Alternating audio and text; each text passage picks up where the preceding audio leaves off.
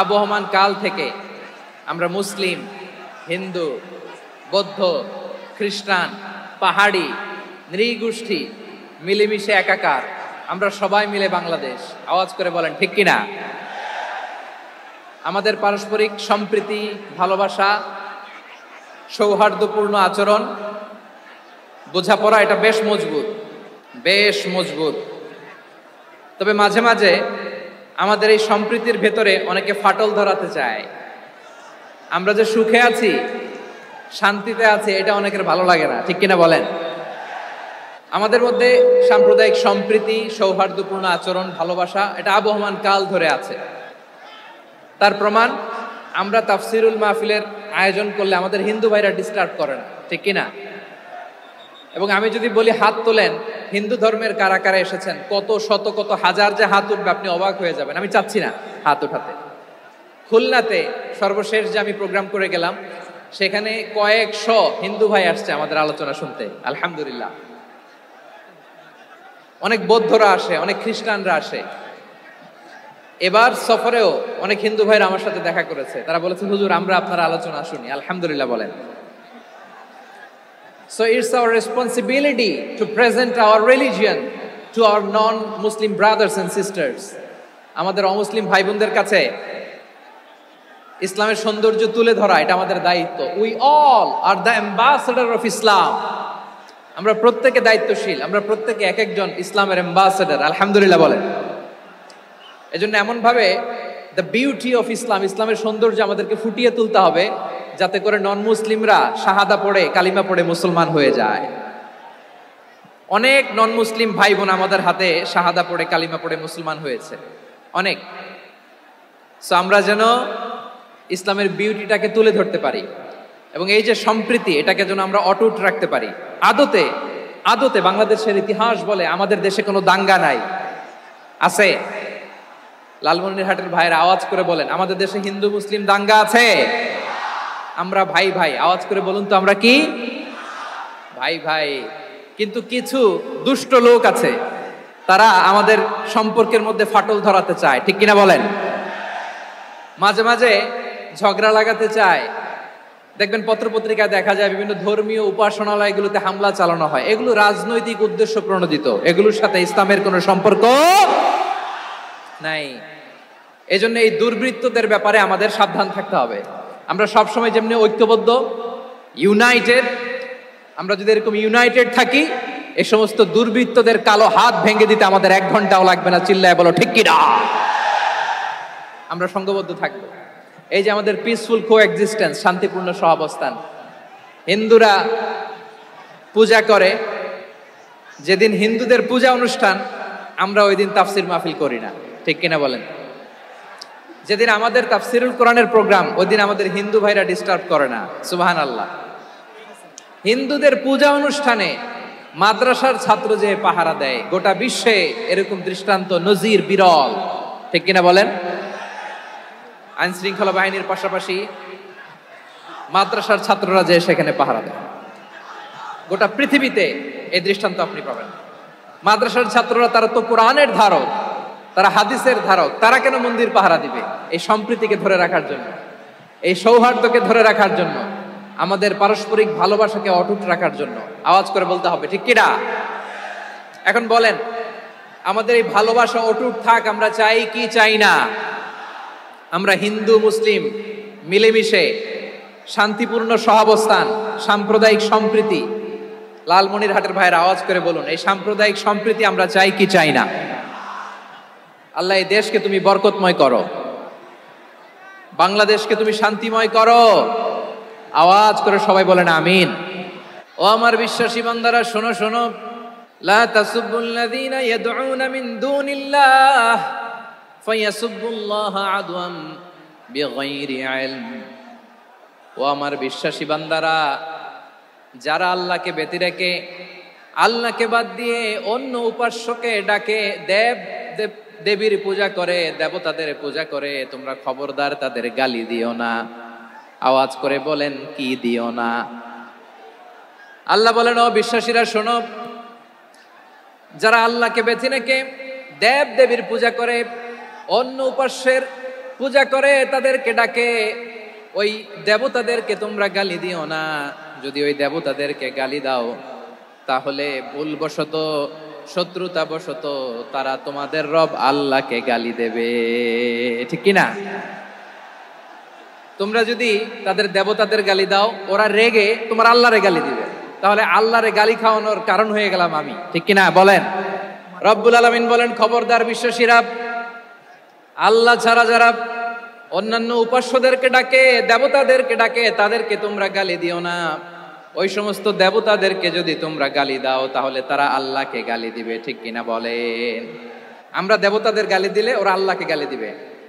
রব্বুল আলামিন বলেন, খবরদার দেবতাদেরকে গালি দিও না, তাহলে ওরা তোমার রব আল্লাহরে গালি দেবে। প্রতিটি জাতির জন্য তাদের কাজকে আমি আল্লাহ সুশোভিত করে রেখেছি, তারা সবাই একদিন আমার কাছেই ফিরে আসবে। এরপর আমি রব্বুল আলামিন তাদের আমলনামা তাদেরকে জানিয়ে দেব। সুবহানাল্লাহ পড়ে। হিন্দুদের দেবতা দেবদেবীদেরকে গালি দেওয়া যাবে না। আওয়াজ করে বলুন প্রিয় ভাইরা, এই আদেশটা কার? এই আপনাদের গলার আওয়াজ। অন্য ধর্মের দেবতাদেরকে যে গালি দেওয়া যাবে না, এই আদেশটা কার? আরো জোরে বলুন, কার? গালি দিবেন কোন দেবতাকে? দিবেন? যদি দেন তাহলে ওরা আল্লাহরে গালি দিবে, তাহলে আল্লাহরে গালি খাওয়াইলো কে? আপনি, ঠিক কিনা বলেন? আমি আল্লাহকে গালি খাওয়ানোর কারণ হলাম, কারণ আমি যদি গালি না দিতাম ওরা আমার রবকে গালি দিত না। আওয়াজ করে বলেন ঠিক কিনা? তাহলে প্রিয় ভাইয়েরা, ইসলাম আমাদেরকে শিখায়, সূরাতুল আনআমের 108 নম্বর আয়াত থেকে আমরা বুঝলাম কোন ধর্মকে ছোট করা যাবে না। অন্য ধর্মকে ছোট করা মানে ইসলামকে ছোট করা। অন্য ধর্মের দেবতাকে গালি দেওয়া মানে আল্লাহকে গালি খাওয়ানো। আওয়াজ করে বলেন ঠিক কিনা? খবরদার, এটা করা যাবে না। আর অন্য ধর্মের দেবতাকে যদি আপনি গালি দেন, ওরা ইসলাম থেকে দূরে সরে যাবে। যাও ইসলামের প্রতি আকৃষ্ট হয়েছিল আর কোনোদিন ইসলামের ধারে কাছে আসবে না। আওয়াজ করে বলেন ঠিক কিনা? এজন্য কখনো কোনোদিন অন্য ধর্মের দেবতাদেরকে গালি দেয়া যাবে না। অন্য ধর্মের কোনো দেবতাদেরকে আমরা গালি দিব না, গালি দিব না, বরং ইসলামের beauty, the beauty of Islam, ইসলামের সৌন্দর্যকে আমরা তুলে ধরব। আমরা যদি বিশ্বনবী সাল্লাল্লাহু আলাইহি ওয়াসাল্লামের জীবনের দিকে তাকাই, তাহলে আমি দেখব বিষ্ণু ইসলাম মক্কাতে কিংবা মদিনাতে অন্য ধর্মের লোকদের সাথে খুব পিসফুলি লাইফ লিড করেছেন। হোক মুশরিক, হোক খ্রিস্টান, হোক ইহুদি, বিশ্বনবী সবার সাথে মিলেমিশে ছিলেন। আলহামদুলিল্লাহ বলেন। ইসলাম হচ্ছে পিসফুল রিলিজিয়ান। অন্য ধর্মের প্রতি সহনশীলতার সবক ইসলাম আমাদেরকে দেয়। কিন্তু প্রতিটি মুসলিমের এটা মনে রাখতে হবে, আল্লাহর কাছে পছন্দনীয়, গ্রহণযোগ্য ধর্ম, জীবনাদর্শ একটি, সেটা হচ্ছে ইসলাম। আওয়াজ করে বলেন সেটা কি? লালমনিরহাটের ভাইয়েরা আওয়াজ করে বলুন, আল্লাহর কাছে মনোনীত ধর্ম একটি, সেটা কি? এজন্য রব্বুল আলামিন বলেন, ইন্নাদ-দীনা ইনদাল্লাহিল ইসলাম, আল্লাহর কাছে মনোনীত, গ্রহণযোগ্য, অ্যাকসেপ্টেড ধর্ম মতাদর্শ একটা, সেটা হলো ইসলাম। ইসলাম ছাড়া অন্য কোনো ধর্ম যদি কেউ তালাশ করে, তার ওই ধর্ম আল্লাহ গ্রহণ করবে না। ওমাই ইয়াবতাগি গায়রাল ইসলামি দীনান ফালাই ইউকবালা মিন ওয়া হুয়া ফিল আখিরাতি মিনাল খাসিরিন।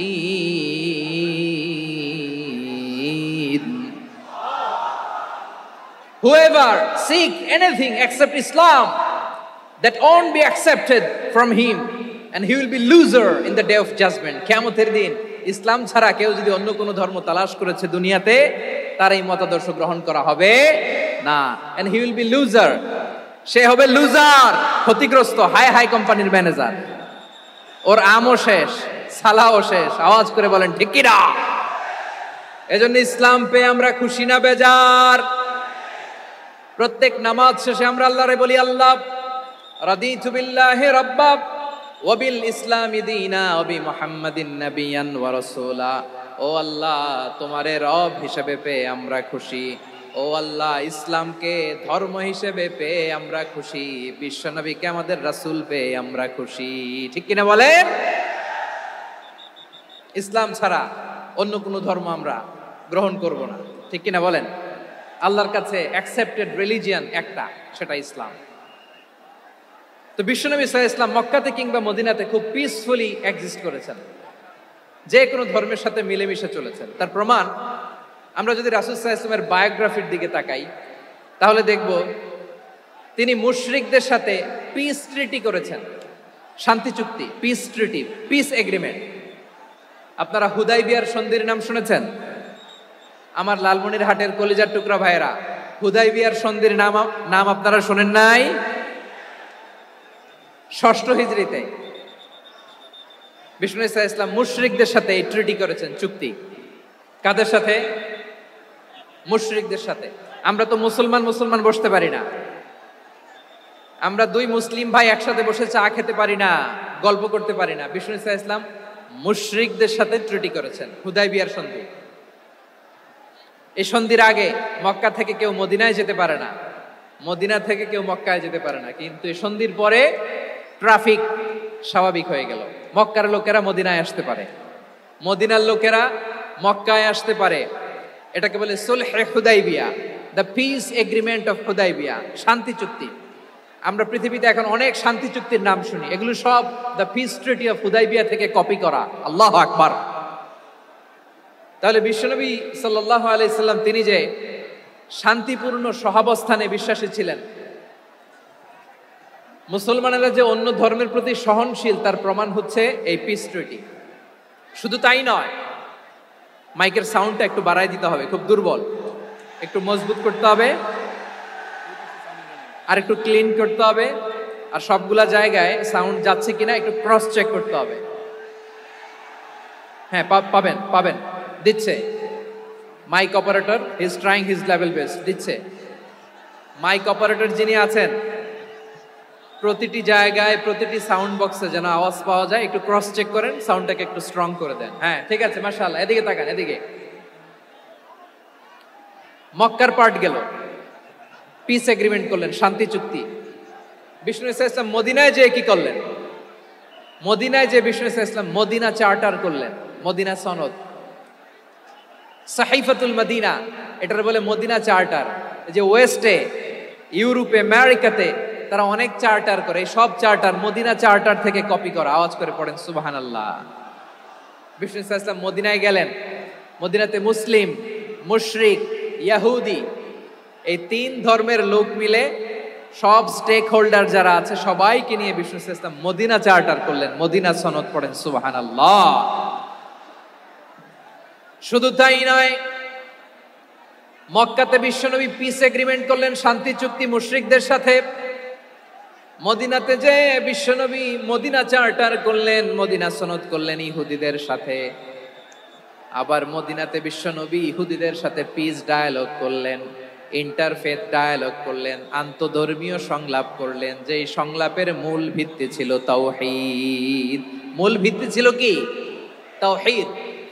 বিশ্বনবী ইহুদিদেরকে ডাকলেন, আহ্বান করলেন, কুল ইয়া আহলাল কিতাবি তাআলাউ ইলা কালিমাতিন সাওয়াইন বাইনানা ওয়া বাইনাকুম আল্লা না'বুদা ইল্লাল্লাহ ওয়া লা নুশরিকা বিহি শাইআন ওয়া লা ইয়াত্তাখিযা বা'দুনা বা'দান আরবাবাম মিন দুনিল্লাহ فإن تولوا فقولوا اشهدوا بأننا مسلمون। সুবহানাল্লাহ পড়েন।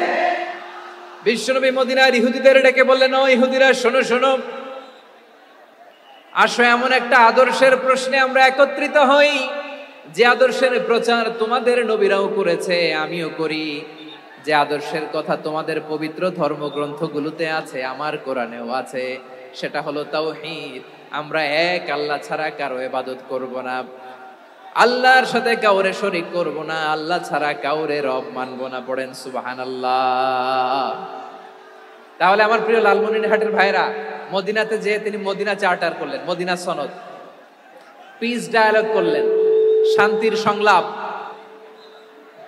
ইন্টারফেথ ডায়ালগ করলেন, আন্তধর্মীয় সংলাপ, যার ভিত্তি ছিল তাওহীদ। সুবহানাল্লাহ পড়েন। তাহলে অন্য ধর্মের প্রতি সব সময় ইসলাম সহনশীল, টলারেন্স। যদি আপনি দেখতে চান ইসলামের নবী বিশ্ব নবীর দিকে তাকান, ঠিক কিনা বলেন? আমরা তো সংখ্যালঘুদের রাইটস প্রোটেক্ট করার জন্য কত আইন বানাই, কত বৈঠক করি, কত সংবাদ সম্মেলন করি। বিষ্ণু সাল্লাল্লাহু আলাইহি ওয়াসাল্লাম সংখ্যালঘুদের রাইটসের ব্যাপারে, অধিকারের ব্যাপারে যে কথা বলেছেন, শুনলে আপনি অবাক হয়ে যাবেন।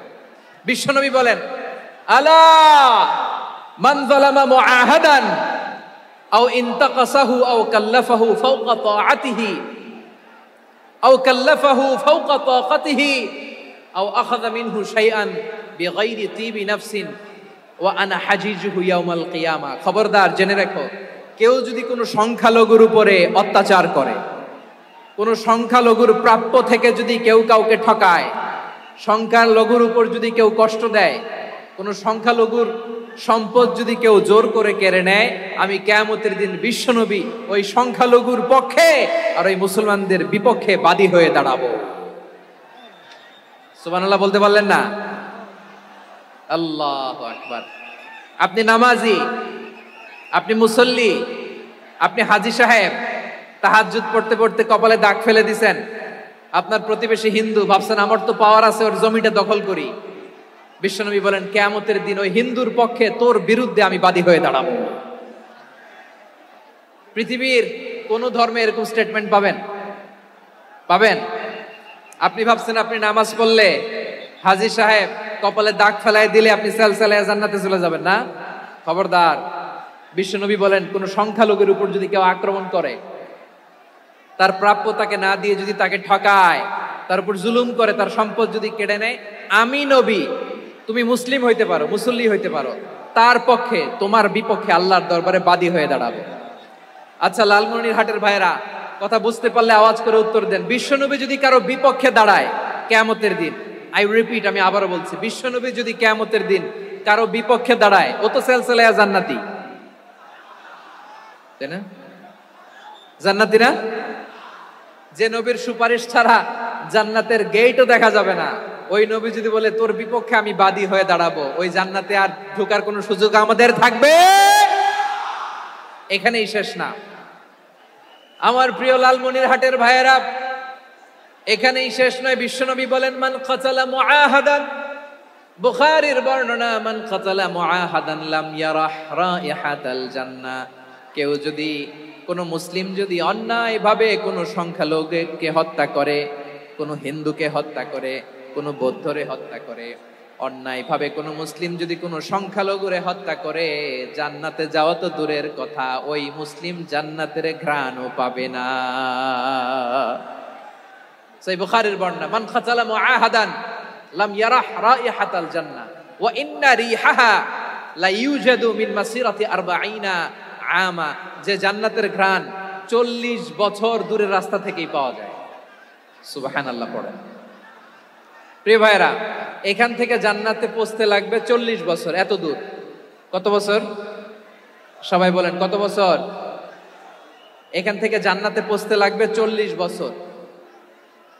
এত দূরে থাকতেই জান্নাতের ঘ্রাণ আপনার নাকে এসে ধাক্কা মারবে।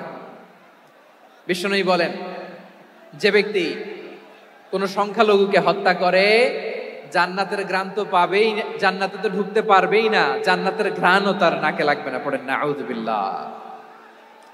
তাহলে সংখ্যালঘুদের ব্যাপারে ইসলামে অধিকার দেয়া আছে না নাই? লালমনিরহাটের ভাইয়ের আওয়াজ করে বলেন, আমার সংখ্যালঘু হিন্দু ভাইদের রাইটস, অধিকার আমাদের ইসলামে প্রোটেক্টেড আছে না নাই? এখানেই শেষ না। বিষ্ণু ইসলাম আপনার অমুসলিম প্রতিবেশীর সাথে ভালো আচরণ করতে বলেছে। আমাদের হয় না, এটা মুসলিম পাড়া, ওটা বৌদ্ধ পাড়া, হয় না? অনেক সময় হয় না, এটা আমাদের মুসলিম পাড়া, ওইটা হিন্দু পাড়া, এরকম আছে না নাই? লালমনিরহাটে নাই না? আছে? হিন্দু যদি আপনার প্রতিবেশী হয়, কি করবেন?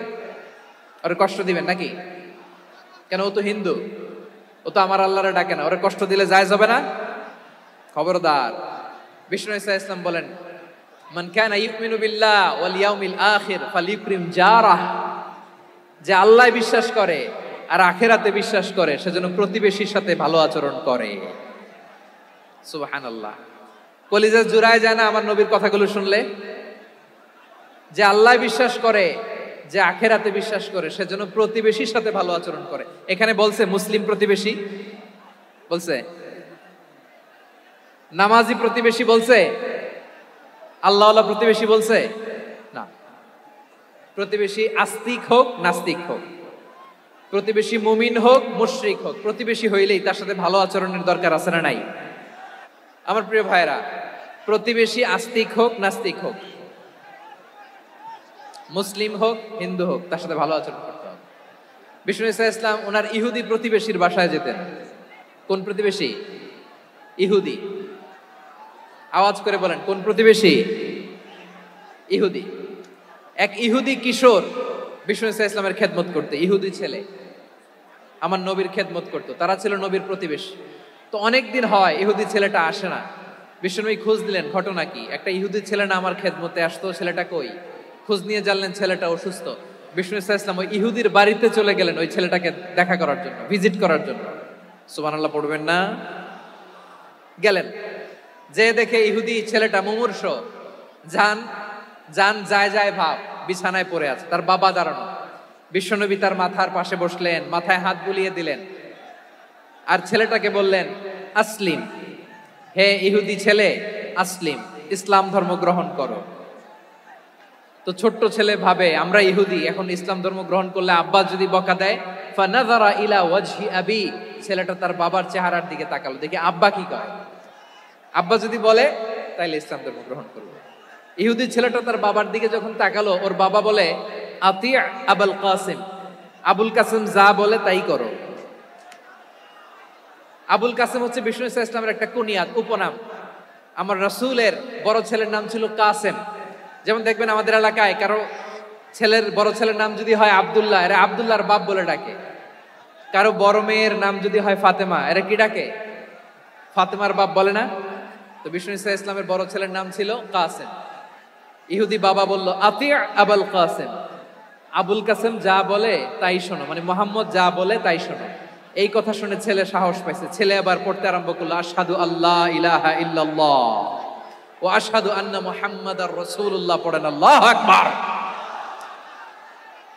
বিশ্বনবীর আহ্বান শুনে, ওই আহ্বানে সাড়া দিয়ে ইহুদি ছেলে শাহাদা পড়ে মুসলমান হয়ে গেল। তার হৃদয়টারে ঈমানের নূর দিয়ে আলোকিত করে দিল কে?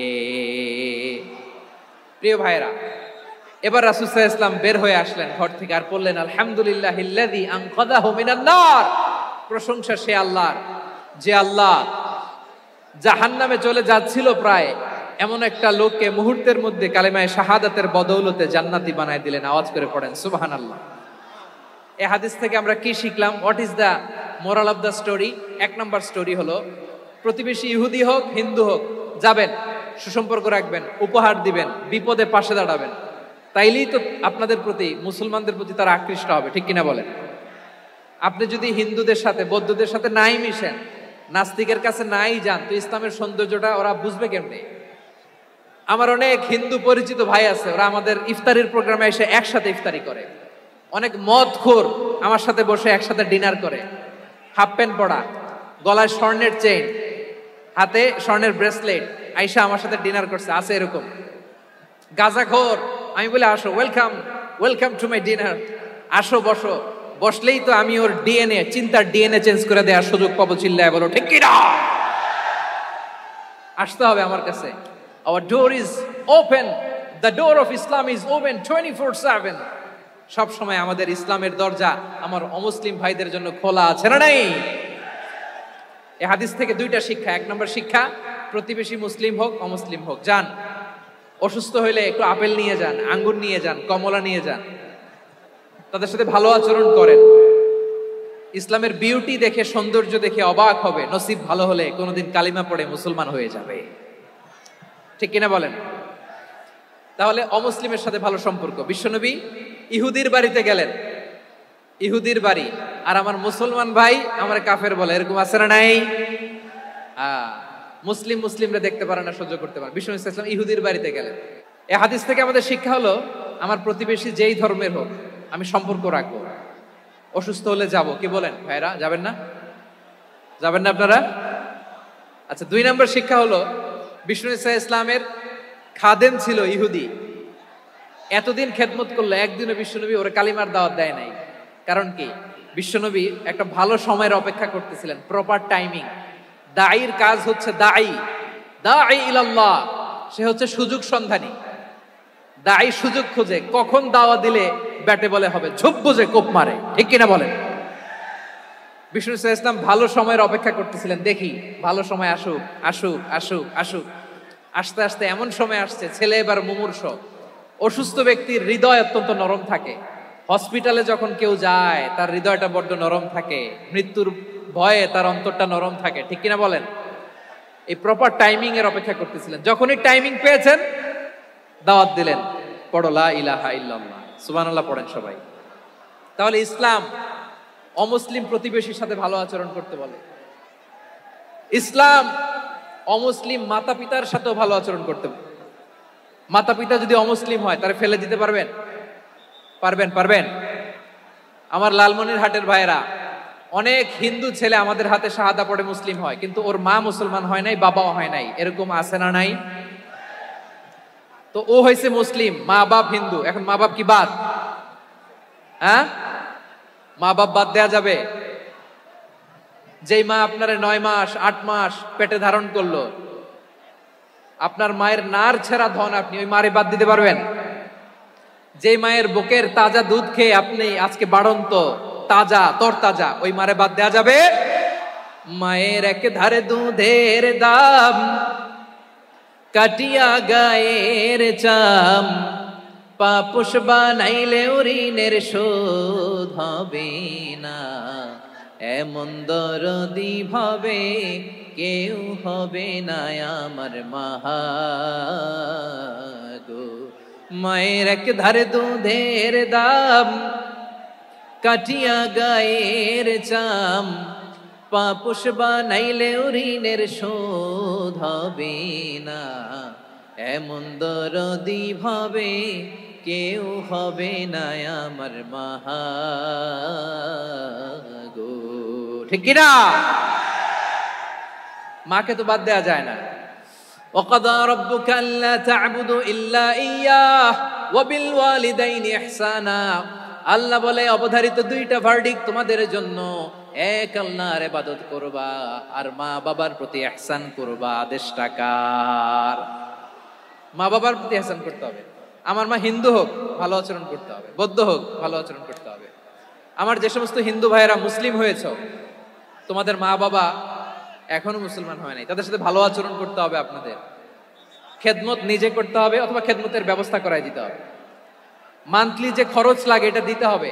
আরে তুমি এখন মুসলিম, তোমার মা বাবা হিন্দু, এখনই তো সুযোগ ইসলামের সৌন্দর্য দেখানো।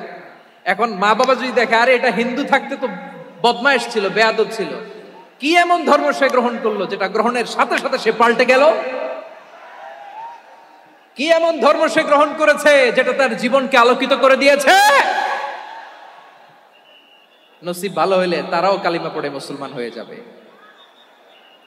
বিষ্ণু ইসলামের স্ত্রীর নাম ছিল আয়েশা রাদিয়াল্লাহু তাআলা আনহা, আবু বকর রাদিয়াল্লাহু তাআলা আনহুর মেয়ে। আবু বকর রাদিয়াল্লাহু তাআলা আনহুর আরেক মেয়ের নাম হচ্ছে আসমা।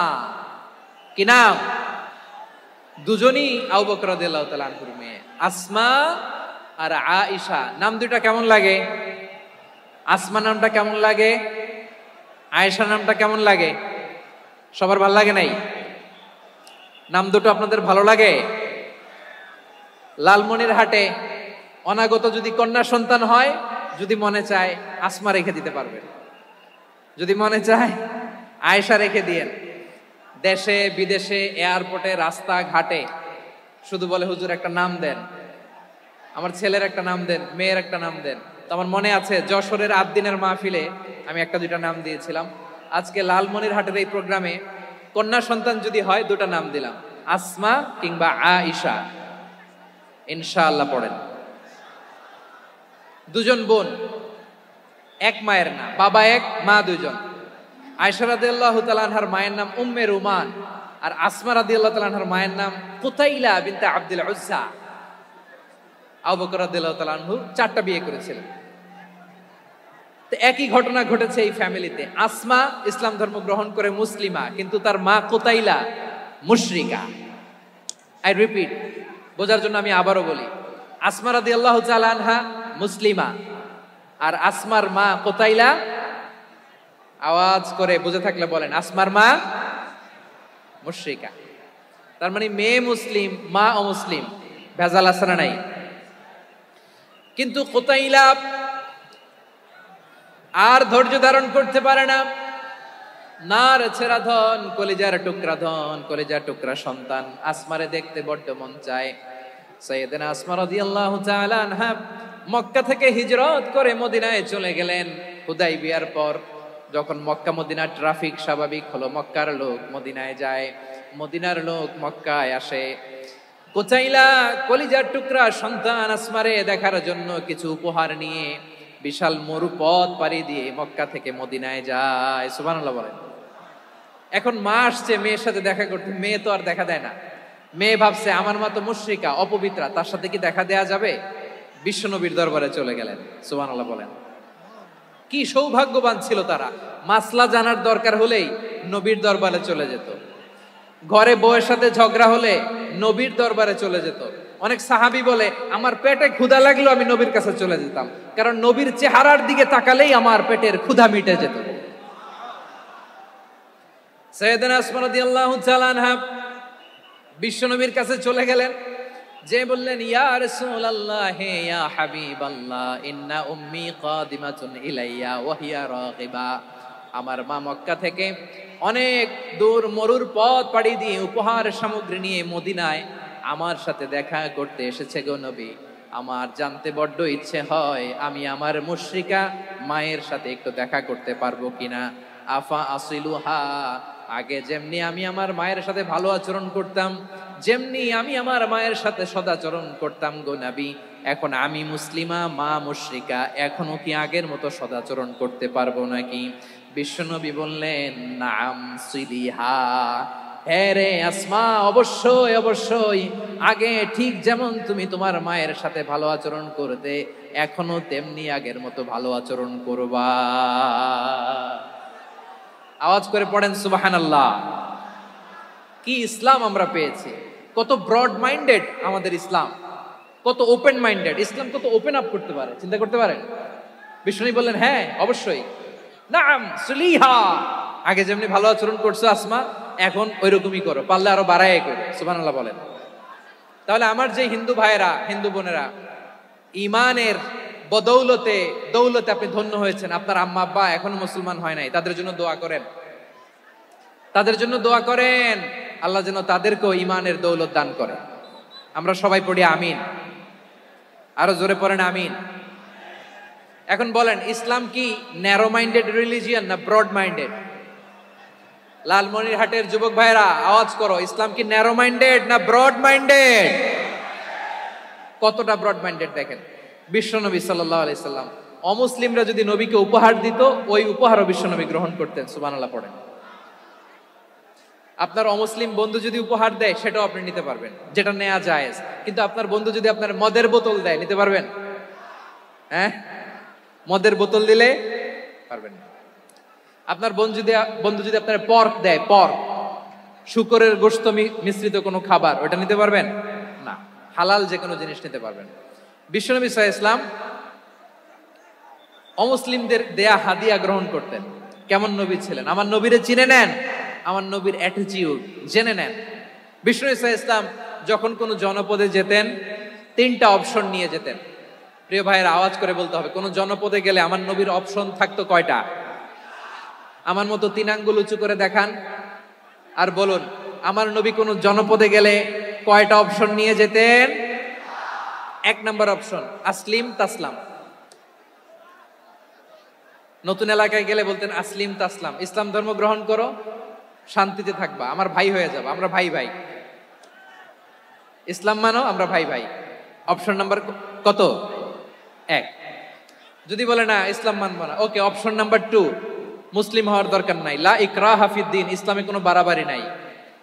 খ্রিস্টান আছো থাকো, বৌদ্ধ আছো থাকো, ইহুদি থাকতে চাও থাকো, কিন্তু আমরা যেহেতু রিজিওনাল সুপার পাওয়ার, আমাদের আন্ডারে থাকো, ট্যাক্স দিয়া থাকো, এটার বলে জিজিয়া। আলেম যারা আছেন বুঝবেন, এটার আরবিতে কি বলে? জিজিয়া। You pay us the tax, we will give you the security. তোমরা ট্যাক্স দিবা, আমরা সিকিউরিটি দিব। আমাদের আওতায় থাকবা, কেউ তোমাদেরকে আক্রমণ করতে পারবে না, আমরা নিরাপত্তা দিব। সুবহানাল্লাহ বলেন। এটা অপশন নাম্বার কত? আচ্ছা বুঝে থাকলে বলেন, 1 নাম্বার অপশন কি ছিল? ইসলাম। ইসলাম মানো শান্তিতে থাকবা, ভাই ভাই, আমরা ভাই ভাই। অপশন নাম্বার 2, ট্যাক্স দাও, আমরা নিরাপত্তা দিব, মুসলিম হওয়া লাগবে না। এখন 1 নাম্বারও মানে না, 2 নাম্বারও মানে না, মুসলিম হবো না, ভালো, খ্রিস্টান থাকো, ট্যাক্স দাও, আমরা সিকিউরিটি দিব না, এটাও মানি না। বিষ্ণু বলেন তাহলে তলোয়ার আমাদের আর তোমাদের মাঝে ফয়সালা করবে। মুসলিমও হবো না, ট্যাক্স দিবা, নিরাপত্তা দিব, আমরা সুপার পাওয়ার, আমাদের আন্ডারে থাকবে, এটাও না। তাহলে তোমাদেরকে তো আমরা বিশ্বাস করতে পারি না, কখন না কখন বিশ্বাসঘাতকতা করো, কার সাথে মিলে হাত মিলাও, তলোয়ার আমাদের মাঝে ফয়সালা করবে। তখন তিনি জেহাদের সশস্ত্র সংগ্রামের ঘোষণা দিতেন। সুবহানাল্লাহ পড়েন। দেখেন পশ্চিমারা জেহাদকে এইভাবে চিত্রায়িত করে না, ওরা জেহাদ বলতে বোঝায় তলোয়ার, হাত কাটো, গলা কাটো না। জেহাদ সশস্ত্র সংগ্রাম 3 নম্বরে। অধিকাংশ ক্ষেত্রেই বিশ্বনবীর সুন্দর আচরণ দেখে, আরে আমার নবীর যে নুরানি চেহারা, অনেকে তো কেবল সিরেফ চেহারাটা দেখেই কালিমা পড়ে মুসলমান হয়ে গিয়েছে। যারা মুসলিম হয় নাই তারা তাদের ইসলামেই বলবৎ ছিল, ট্যাক্স দিয়ে ইসলামের আন্ডারে ছিল। যারা এটাও মানে নাই ওইটাও মানে নাই, তাদের বিরুদ্ধে জেহাদ। বিষ্ণু ইসলাম 7ম হিজরিতে যখন খায়বার বিজয়ের পরে ইসলাম রিজিওনাল সুপার পাওয়ার হিসেবে আত্মপ্রকাশ করলো, বিশ্বনবী চিঠি লিখলেন অন্যান্য সুপার পাওয়ারের কাছে, রাষ্ট্রীয় চিঠি লেখে এক রাষ্ট্রপ্রধান আরেক রাষ্ট্রপ্রধানের কাছে, ঠিক কিনা বলেন? জানেন না আপনারা? এই যে 24-এর ছাত্র নাগরিক অভ্যুত্থানে, এই অভ্যুত্থান যখন শুরু হয়, আমি তখন সাউথ আফ্রিকাতে, একটা স্ট্যাটাস দিয়েছিলাম, কোটা নয় গোটা দেশ সংস্কার করা লাগবে।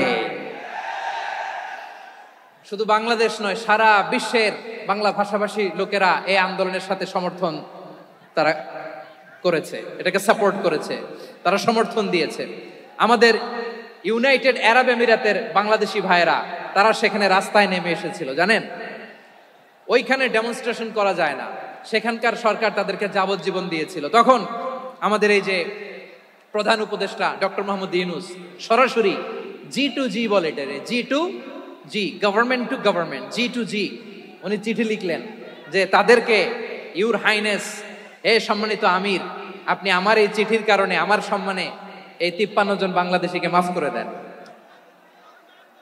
এই চিঠির বদৌলতে বেকসুর খালাস পেয়ে গিয়েছিল আমাদের ভাইরা, জানেন না এই ঘটনা আপনারা? তাহলে গভর্নমেন্ট টু গভর্নমেন্ট চিঠি দেওয়া হয়। 7ম হিজরিতে বিষ্ণু ইসলাম সব সুপার পাওয়ারের কাছে চিঠি দিলেন, রোমান সম্রাটের কাছে, পারস্য অধিপতির কাছে, মিশরের অধিপতির কাছে, সবার কাছে চিঠি লিখলেন।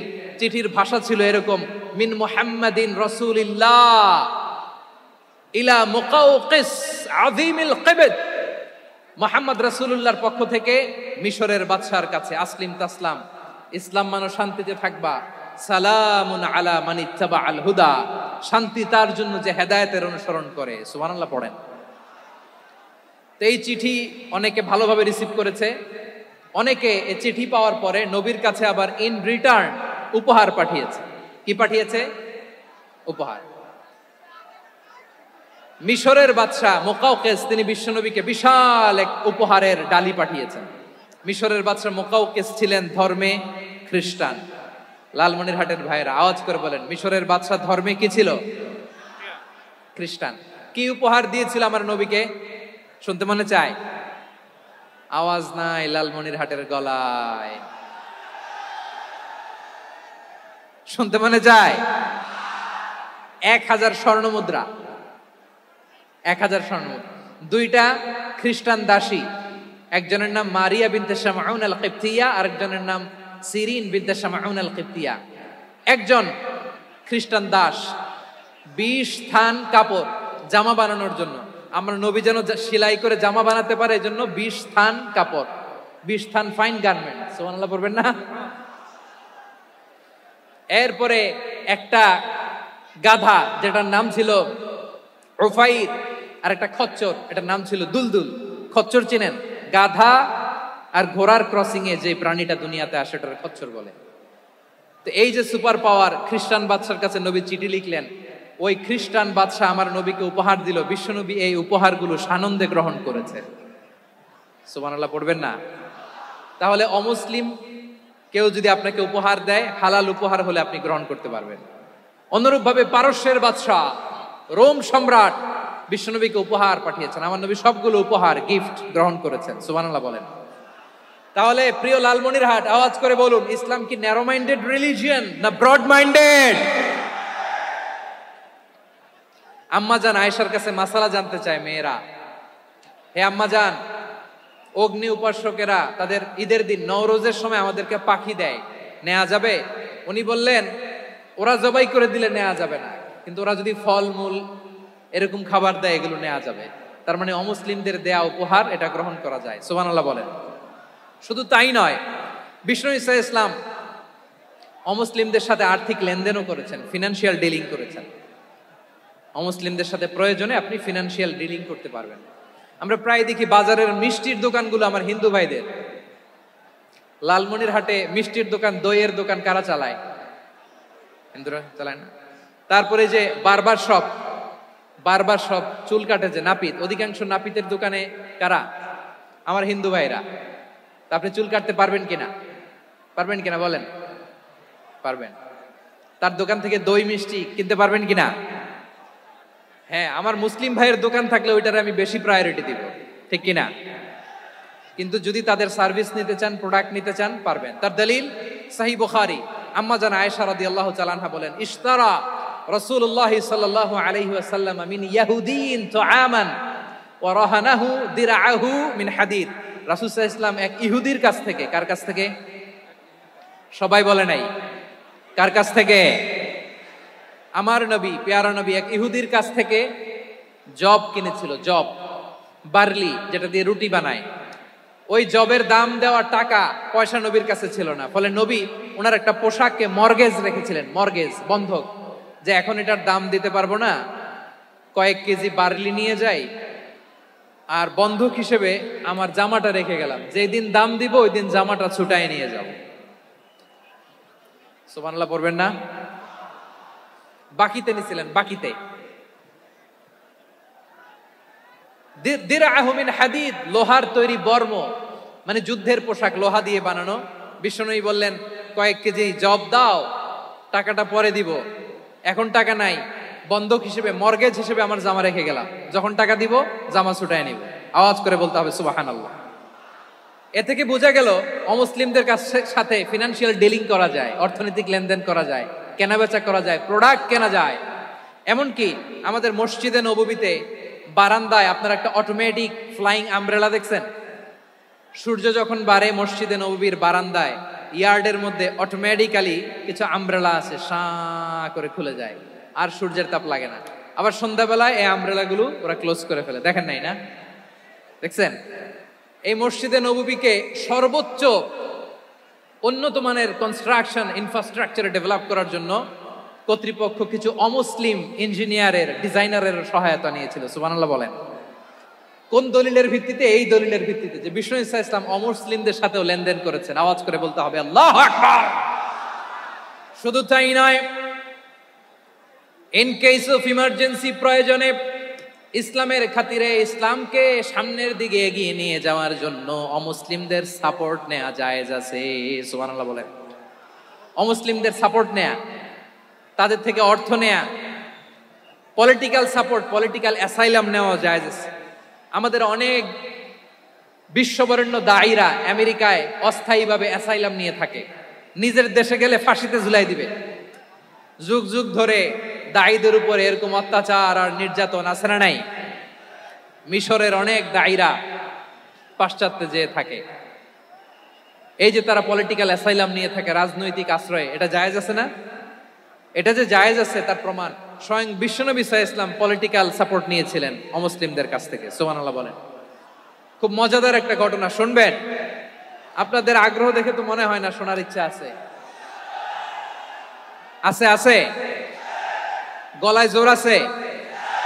লিল্লাহি তাকবীর, লিল্লাহি তাকবীর, নারে তাকবীর। মাশাআল্লাহ। আমার ভাইরা, বিশ্বনবীর বয়স তখন প্রায় 51 বছর। কত বছর? বিশ্বনবীর সবচেয়ে কাছের মানুষ খাদিজা রাদিয়াল্লাহু তাআলা আনহা ইন্তেকাল করেছেন। বিশ্বনবী বড্ড কষ্ট পেলেন, হৃদয়টা ভেঙে খান খান। যিনি ঘরের ভেতরে বিশ্বনবীকে সান্ত্বনা দিতেন, ভালোবাসা দিতেন, বাইরে গেলে কুরাইশরা বকাঝকা করে, অত্যাচার করে, কিন্তু আম্মাজান খাদিজা রাদিয়াল্লাহু তাআলা আনহা ঘরটারে এমন শান্তির নীড় বানায় রেখেছেন, এই ঘরের ভিতরে ঢুকলে বিশ্বনবীর কলিজাটা ঠান্ডা হয়ে যেত।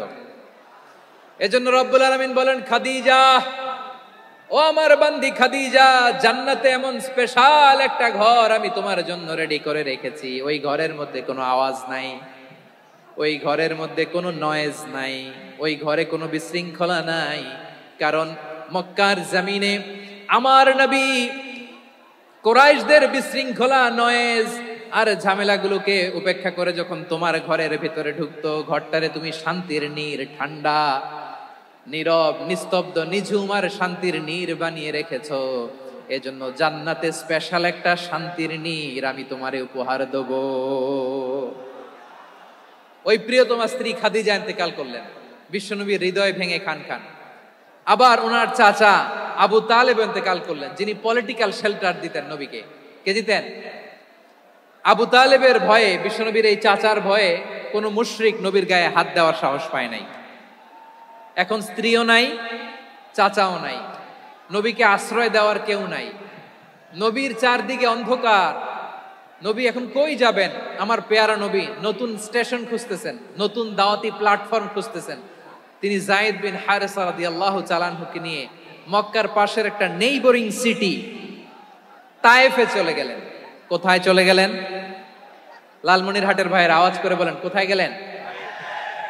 তায়েফে চলে গেলেন দিনের দাওয়াত দেওয়ার জন্য। কি দেওয়ার জন্য? নাকি জমি কিনতে গেছিলেন? জমি কিনতে, দুনিয়ার যশ খ্যাতির জন্য, নিজের কোনো লাভের জন্য? তায়েফবাসীদেরকে জাহান্নামের আগুন থেকে বাঁচানোর জন্য। আওয়াজ করে বলতে হবে, ঠিক কিনা? বিশ্বনবী বিশাল মরুপথ, পাহাড়ি পথ পাড়ি দিয়ে তায়েফের মরুজমিনে গেলেন কোরআনের দাওয়াত নিয়ে, ইমানের দাওয়াত নিয়ে। কিন্তু তায়েফের লোকেরা বিশ্বনবীর দাওয়াতকে শুধু প্রত্যাখ্যান করেই থামে নাই, তারা বিশ্বনবীর সাথে অত্যন্ত খারাপ আচরণ করেছে। বিশ্বনবীকে শারীরিকভাবে হেনস্থা করেছে, আমার নবীকে শারীরিকভাবে অত্যাচার করেছে, আমার পেয়ারা নবীর গায়ে পাথর মেরেছে, বিশ্বনবীর গা বেয়ে ঝরঝর করে রক্ত ঝরেছে, নবী জামিনের মধ্যে লুটিয়ে পড়েছেন, আবার মেরেছে। আবার নবী হাঁটতে শুরু করলেন, পেছন থেকে আবার মেরেছে। আবার নবী রক্তাক্ত হয়ে জামিনের মধ্যে লুটিয়ে পড়লেন, আবার মেরেছে। বিশ্বনবীর মতো এত সুশ্রী মানব, বিশ্বনবীর মতো এত শুভ্র মানব, বিশ্বনবীর মতো এমন চমৎকার দেহাবয়ব দিয়ে রব্বুল আলামিন কাউকে বানান নাই। এরকম চমৎকার মানুষটাকে তারা তায়েফের ওই জমিনে রক্তাক্ত করেছে। বিশ্বনবী দুনিয়ার কোনো স্বার্থের জন্য সেখানে যান নাই, নিজের কোনো লাভের জন্য, প্রাপ্তির জন্য যান নাই, তায়েফবাসীদের জাহান্নামের আগুন থেকে বাঁচাতে গিয়েছেন। ঠিক কিনা বলেন? খেয়ে না খেয়ে দিন প্রচারের কাজে নিজেকে দিয়েছ বিলিয়ে, তায়েফের কাফিরেরা চিনল না সে আলো, দুষ্ট ছেলেদের পিছু দিল লেলিয়ে। পাথরের আঘাতে ক্ষত বিক্ষত হয়ে সারা শরীর থেকে রক্ত ঝরে। হে রাসূল তোমাকে ভুলি আমি কেমন করে, হে রাসূল তোমাকে ভুলি আমি কেমন করে। পারেন না আপনারা? ধরুন আমার সাথে, হাজার ব্যথা বেদনার পরে ফিরে আসনি তুমি আপন ঘরে, দিনের আলো তুমি ছড়িয়ে দিতে চলে গেলে মদিনায় মক্কা ছেড়ে। হে রাসূল তোমাকে ভুলি আমি কেমন করে, হে রাসূল তোমাকে ভুলি আমি কেমন করে। ঠিক কিনা বলে? প্রিয় ভাইরা, তায়েফের ছেলেরা নবীকে রক্তাক্ত করলো। আমার নবী কই যাবে? কই যাবে? মক্কায় জায়গা নাই, তায়েফে জায়গা নাই। তায়েফ থেকে ভারাক্রান্ত মন নিয়ে আমার নবী মক্কায় ফিরে আসলেন। বিশ্বনবী মক্কায় ঢুকতে পারেন না। মক্কার মরুভূমির দিকে তাকিয়ে, উপত্যকার দিকে তাকিয়ে বিশ্বনবী ধা ধা করে কাঁদেন, ঝরঝর করে। নবীর চেহারা মোবারক থেকে চোখের পানিগুলো বেয়ে বেয়ে পড়ে। আমার জন্মস্থান, আমার শৈশব, কৈশোর, যৌবন কেটেছে এই মক্কায়, আমার এলাকায় আমি ঢুকতে পারি না। বিশ্বনবী মক্কার অনতি দূরে দাঁড়িয়ে জায়েদকে পাঠালেন, জায়েদ যাও, দেখো কেউ আমাকে সাপোর্ট করার মতো আছে কিনা, যাও অমুকের কাছে যাও। জায়েদ গেলেন, তারাও প্রত্যাখ্যান করে ফিরিয়ে দেয়। বিশ্বনবী বললেন যাও অমুক লোকের কাছে যাও, তিনিও প্রত্যাখ্যান করে ফিরিয়ে দিলেন। কেউ বিশ্বনবীকে আশ্রয় দিতে রাজি হয় না। নিজ জন্মভূমিতে বিতাড়িত বিশ্বনবী, সর্বশেষ বিশ্বনবী বললেন যাও মুতঈম ইবনে আদির ঘরে যাও।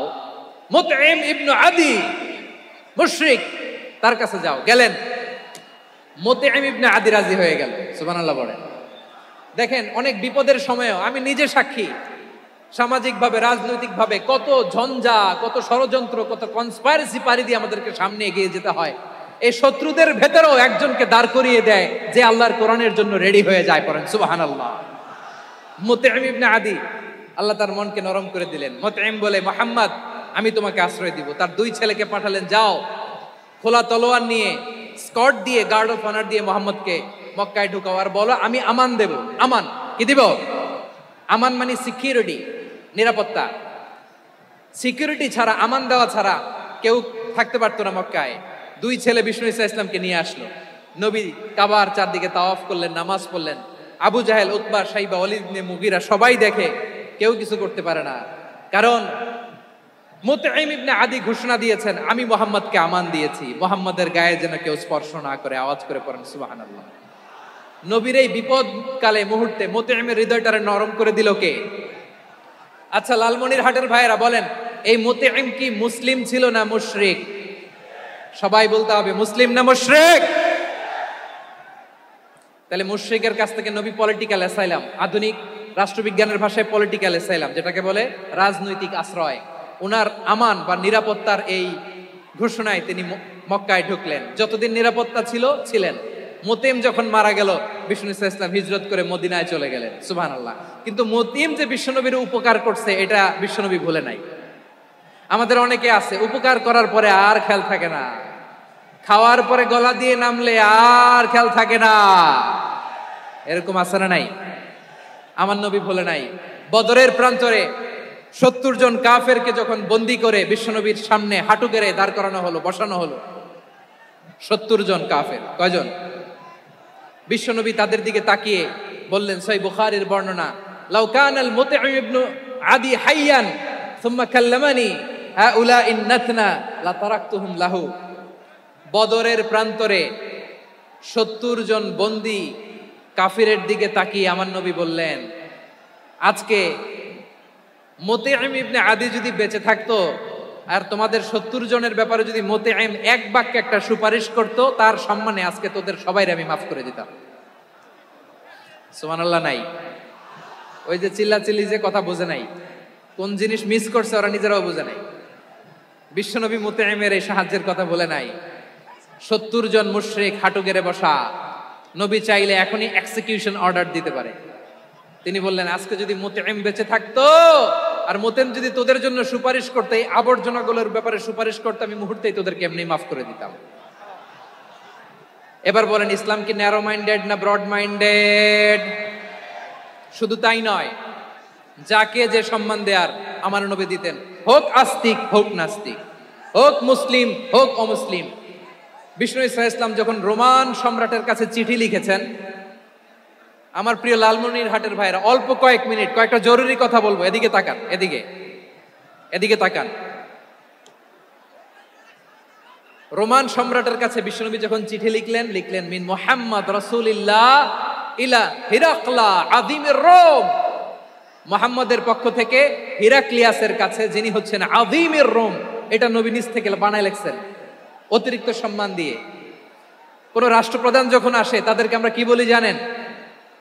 তার নামের শেষে HE এটা লিখতে হয়। H.E. মানে হিজ এক্সেলেন্সি। কি লেখে? হিজ এক্সেলেন্সি, অথবা ইউর হাইনেস, ইউর ম্যাজেস্টি। দেখেন, বিশ্বনবী সাল্লাল্লাহু আলাইহি ওয়াসাল্লাম সব নবীদেরও নবী।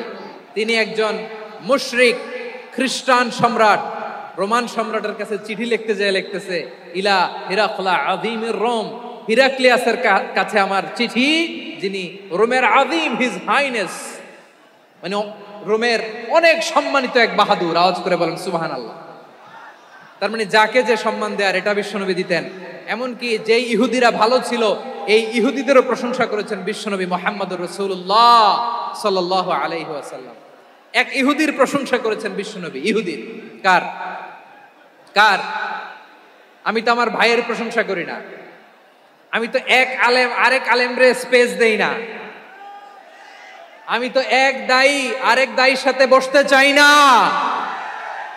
আমার নবী ইহুদির প্রশংসা করে। কার প্রশংসা? ওই ইহুদির নাম ছিল মুখাইরিক। সিরাত গ্রন্থ ঘাটলে পাবেন। তিনি বলেছেন মুখাইরিক খাইরু ইয়াহুদ, Mukhairiq is the best of the Jews, জুইশদের মধ্যে সে সবচেয়ে ভালো। কেন প্রশংসা করলেন তার? এর কারণ মদিনা চার্টারে কথা ছিল সব ধর্মের মুসলিম মুশরিক ইহুদিরা মিলে মদিনাকে রক্ষা করবে। কিন্তু তৃতীয় হিজরিতে যখন উহুদের যুদ্ধ শুরু হলো, সবার কথা ছিল যেই আক্রমণ করে আমরা মদিনাকে বাঁচাবো। কোন শহরকে বাঁচাবো? মদিনাকে। কিন্তু কুরাইশরা যখন অ্যাটাক করলো, ইহুদিরা আর আসে না, ইহুদিরা আর বেরোয় না। বিষ্ণু বললেন, ওহে ইহুদিরা, তোমরা না চুক্তি করলে আমার সাথে যে মদিনা বাঁচাতে সবাই ঝাঁপিয়ে পড়বো, আসো। একটা ইহুদিও বেরোয় না, কেউ আসে না সেদিন, একজন ছাড়া। তার নাম মুখাইরেক। তার নাম কি? মুখাইরেক বাহাদুরের মতো ঘোর সাওয়ার হয়ে বেরিয়ে গেলেন এবং বললেন, গোটা ইহুদি সাম্রাজ্যের একজনও যদি না আসে, আমি মুখাইরেককে কেউ ঘরে আটকে রাখতে পারবে না। বেরিয়ে আসলেন, এসে বললেন, আমি মুহাম্মদের পক্ষে যুদ্ধ করব। আমি মারা গেলে আমার সম্পদ আমার উত্তরাধিকারীরা পাবে না, আমার সম্পদ তোমরা মুহাম্মদকে দিয়ে দিবা। সুবহানাল্লাহ বলেন। উহুদের ময়দানে 70 জন মুসলমান শহীদ হলো। এই ইহুদি সেও মুসলমানের পক্ষে যুদ্ধ করে নিহত হলো। সুবহানাল্লাহ বলেন। মুসলিমদের লাশ যখন নিয়ে আসা হলো, এই মুখাইরিকের লাশও নিয়ে আসা হলো। মুসলিমদের লাশের পাশে মুখাইরিকের লাশ দেখে বিশ্বনবী মুখাইরিকের প্রতি অনেক খুশি হলেন। আর বিশ্বনবী খুশি হয়ে বললেন, মুখাইরিক খায়রু ইয়াহুদ, মুখাইরিক যদিও তুমি ইহুদি, তারপরেও তুমি সব ইহুদিদের মধ্যে সেরা ইহুদি। পড়েন সুবহানাল্লাহ। আমার নবী ইহুদিকেও সম্মান দিতে কার্পণ্য করে নাই। আওয়াজ করে বলেন আল্লাহু আকবার। প্রিয় ভাইরা, এবার সর্বশেষ আওয়াজ করে বলেন, ইসলাম কি ন্যারো মাইন্ডেড নাকি ব্রড মাইন্ডেড? সবাই বলেন, ন্যারো মাইন্ডেড না ব্রড মাইন্ডেড? এজন্য অমুসলিম হইলেই তারা আমাদের শত্রু নয়। শত্রু কারা? এই লালমনিরহাটের ভাইরা শোনেন, শত্রু কারা? যে সমস্ত অমুসলিম আমাদেরকে নিশ্চিহ্ন করে দিতে চায়, যে সমস্ত অমুসলিম আমাদের ভূখণ্ড থেকে আমাদেরকে তাড়িয়ে দিতে চায়, যে সমস্ত অমুসলিম আমার ধর্ম নিয়ে তুচ্ছতাচ্ছিল্য করে চিল্লায় বলেন ঠিক কিনা, তারা আমাদের শত্রু। সাধারণ অমুসলিমরা আমার শত্রু নয়। এই যে হিন্দুরা থাকে এরা আমার ভাই, বৌদ্ধরা আমার ভাই, খ্রিস্টানরা আমার ভাই, ইহুদিরা আমার ভাই। তারা দিনই ভাই নয়, তারা মায়ের পেটের ভাই নয়, তারা মানবিক দিক থেকে ভাই। ও মানুষ, আমিও মানুষ। ইসলাম মানুষকে সম্মান করে, চিল্লায় বলো ঠিক কিনা। যারা আমাদের অস্তিত্বকে নিশ্চিহ্ন করতে চায়, যারা আমাদের ভূখণ্ডকে দখল করতে চায়, যারা আমাদেরকে নিয়ে মকারি করে, ফান করে, টিটকারি করে, আমার ধর্ম নিয়ে খেলা করে, তাচ্ছিল্য করে, ওদের বিরুদ্ধে আমাদের জিহাদ। সাধারণ মুসলিম আমাদের শত্রু নয়। আপনি জানেন নিউ ইয়র্কে, আমি তো নিউ ইয়র্কে ছিলাম অনেকদিন, ওখানে ফিলিস্তিনিদের পক্ষে যখন আমরা মিছিল করেছি, অনেক ইহুদি আমাদের সাথে মিছিলে দাঁড়িয়েছে। কারণ ওরাও জানে এই ভূখণ্ড ফিলিস্তিনিদের ভূখণ্ড। আওয়াজ করে বলো লালমনিরহাট ঠিক কিনা। ইসরায়েলের রাজধানী খোদ তেল আবিবে অনেক ইহুদিরা বেঞ্জামিন নেতানিয়াহু তার বিরুদ্ধে মিছিল করেছে। তো তারা কি আমাদের শত্রু? না। অনেক খ্রিস্টান আমাদের সাথে আমাদের স্বার্থ রক্ষায় আমাদের পাশে দাঁড়িয়েছে। খেয়াল রাখবেন, হিন্দু আর হিন্দুত্ববাদ এক নয়, ইহুদি ধর্ম আর জায়নিজম এক নয়। জায়নিজমের বিরুদ্ধে আমাদের সংগ্রাম, আমাদের জিহাদ। চিল্লায় বলেন ঠিক কিনা। এই যে ফিলিস্তিনের ভাইয়েরা, তারা তাদের স্বাধীনতা সংগ্রামের জন্য লড়াই করছে, করে যাচ্ছে, আমরা এটাকে সমর্থন জানাই। চিল্লায় বলো ঠিক কিনা। কাশ্মীরের ভাইরা স্বাধীনতার জন্য সংগ্রাম করছে, আমরা সেই সংগ্রামকে সমর্থন জানাই, আওয়াজ করে বলো ঠিক কি না? যারাই আমাদের ইসলামকে নিশ্চিহ্ন করতে চায় তাদের বিরুদ্ধে আমাদের সংগ্রাম, আওয়াজ করে বলতে হবে ঠিক কি না? ওই সমস্ত দুর্বৃত্তদের সাথে আমাদের কোনো সম্পর্ক নাই। আমরা যদি ঐক্যবদ্ধ থাকতে পারি, ওই দুর্বৃত্তরা চান্স পাবে না। আমরা ঐক্যবদ্ধ থাকতে রাজি আছি। লালমনিরহাটের ভাইয়েরা, আমরা ঐক্যবদ্ধ থাকলে ওই দুর্বৃত্তদের কালো হাত ভেঙে দিতে আমাদের সময় লাগবে না। তাদের কালো হাত ভেঙে দিতে রাজি আছো মুসলমান? কারা কারা রাজি? দু হাত তুলে দেখাও। আমার প্রাণ প্রিয় লালমনিরহাটের ভাইয়েরা, শত্রু কাফের আর অশত্রু কাফেরের মধ্যে পার্থক্য আছে না নাই? আবু তালেবও মুশরিক, আবু জাহেলও মুশরিক, কিন্তু দুই মুশরিকে পার্থক্য আছে না নাই? আবু তালেব নবীর চাচা, মুশরিক, মারা গিয়েছে মুশরিক অবস্থায়, কিন্তু আজীবন আমার নবীকে আগলে রেখেছে, আমার নবীকে সাপোর্ট করেছে, ভালোবেসেছে। আবু জাহেলও মুশরিক, মারা গিয়েছে মুশরিক হিসেবে, আজীবন আমার নবীর বিরুদ্ধাচারণ করেছে। আবু জাহেলের শক্তি, সামর্থ্য, স্ট্র্যাটেজি, প্ল্যান সব আমার নবীর বিরুদ্ধে ছিল। আবু জাহেলের কারণে একটা দিন শান্তিতে আমার নবী মক্কায় ঘুমাতে পারে নাই। চিল্লায় বলেন ঠিক কিনা? এজন্য রব্বুল আলামিন বলেন, লা ইয়ানহাকুমুল্লাহু আনিল্লাযীনা লাম ইউকাতিলুকুম ফিদ-দীনি ওয়া লাম ইখরিজুকুম মিন দিয়ারিকুম আন তাবাররুহুম ওয়া তুকসিতু ইলাইহিম ইন্নাল্লাহা ইউহিব্বুল মুকসিতিন।